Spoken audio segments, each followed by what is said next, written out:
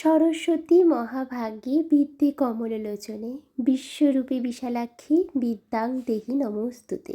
এই হলো সেই মন্ত্র যা ছোট্টবেলা থেকে পুষ্পাঞ্জলি দিতে দিতেই মুখস্থ করে ফেললাম। তবে এইটাও সত্যি যে আমি একা নই, তোমরা অনেকেই এমন অনেক মন্ত্রই মুখস্থ করে ফেলেছ।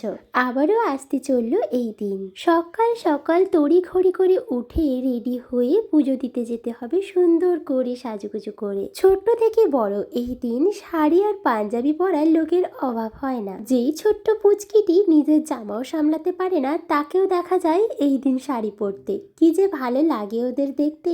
আর বড়দের সাজগোজ তো শেষই হয় না। আর এই এমন একটি দিনের জন্য স্পেশাল একটি গহনা হলে কেমন হয়।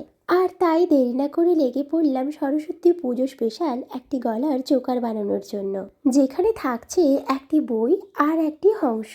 জানি না কতটুকু করতে পারবো, কারণ এই ক্লে আর্টে আমি খুব একটি এক্সপার্ট নয়, তবুও মন যে চায় নতুন কিছু বানানোর জন্য। প্রসেসটি অনেক বড়, তাই আজকে এতটুকু করে শুকোতে দিয়ে অপেক্ষা করেছিলাম।